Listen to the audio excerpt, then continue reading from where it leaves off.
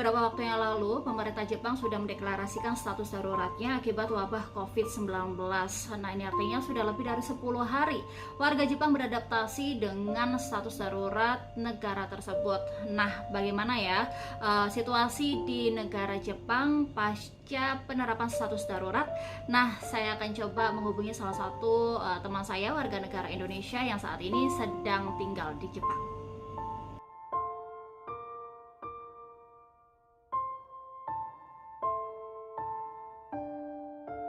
Ini kan kemarin, nggak kemarin sih, tanggal 7 April di Jepang ini kan diterapin status darurat. Nah, udah 10 hari lebih nih. Gimana sih kondisi di Jepang saat ini? Tepatnya di tempat kalian tuh di mana? Bisa dijelasin juga terus kondisinya sekarang seperti apa? Saya di sini sebagai pelajar mahasiswa, kebetulan studi di Ritsumeikan University di kota Shiga. Di Shiga Prefecture ini mungkin kalau orang belum tahu itu lokasinya di dekat Kyoto. Nah, untuk kondisi situasi sekarang, karena sesuai dengan arahan dari Perdana Menteri Abe bahwa mulai tanggal 6 April kemarin sudah dimulai status darurat di Jepang. Tapi ini sifatnya bukan lockdown, dalam arti hanya sebatas himbauan untuk membatasi warga untuk berkeliaran di luar, beraktivitas di luar. Karena pada umumnya semua yang bersifat fasilitas publik seperti transportasi atau di sini kan yang banyak pakai kereta itu masih beroperasi normal. Jadi hanya membatasi aktivitas yang tidak urgent, seperti misalnya tempat-tempat hiburan itu memang diminta tutup. Rumah ibadah juga tutup. Ya, termasuk kampus. Jadi sekarang mahasiswa-mahasiswa memang sudah tidak boleh masuk ke kampus karena akan ditutup sampai 1 bulan ke depan, sampai tanggal 6 Mei. Kalau untuk penanganan sendiri dari pemerintah Jepang ini khususnya mungkin untuk mencegah ya COVID-19, karena kan di Jepang juga salah satu negara yang sudah memakan ribuan gitu ya kasus positif COVID. Ini bagaimana sih kalau untuk pemerintah Jepang penanganannya?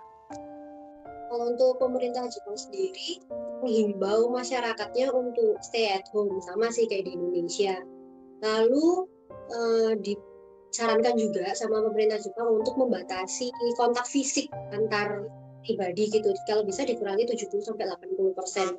Itu contohnya kalau kita lagi ke supermarket, kalau antri, biasanya kan kita antri aja di depan dempet. Nah, kalau sekarang dikasih semacam line untuk tanda bahwa kamu harus berdiri di situ gitu. Jadi antar orang tuh ada jarak kira-kira ya 0,5 meter, 1 meter gitu.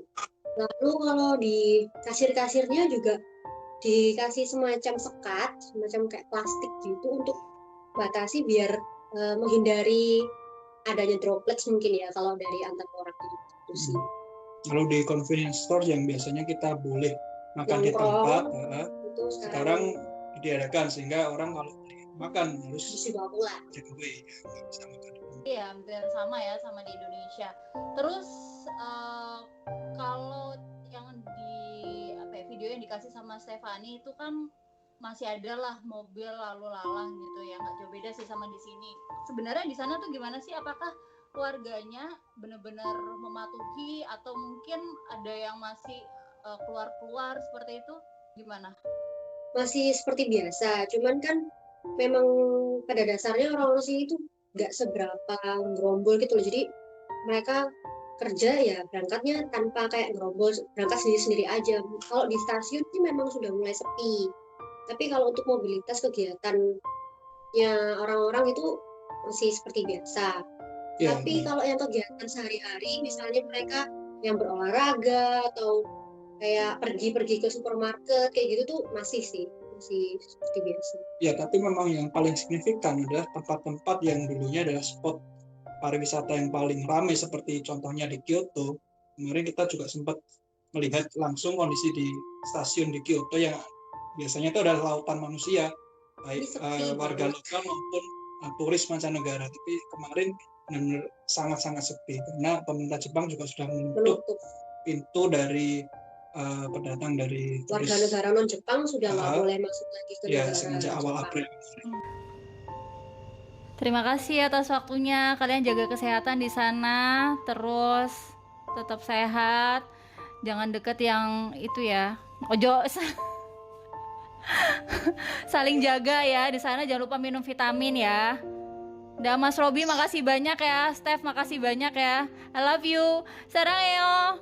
Bye. Dadah. Demikian tadi perbincangan saya dengan teman saya, mahasiswa warga negara Indonesia yang kini sedang menempuh pendidikan di Jepang. Ternyata tidak jauh berbeda kondisi di Jepang dan Indonesia dalam mencegah penularan COVID-19. Tidak hanya di Jepang ataupun Indonesia, seluruh dunia kini sedang sama-sama berjuang melawan COVID-19. Termasuk saya, termasuk Anda. Dan untuk itu, jika Anda bisa di dalam rumah, di rumah saja, tidak usah kemana-mana dan tetap jaga kesehatan Anda.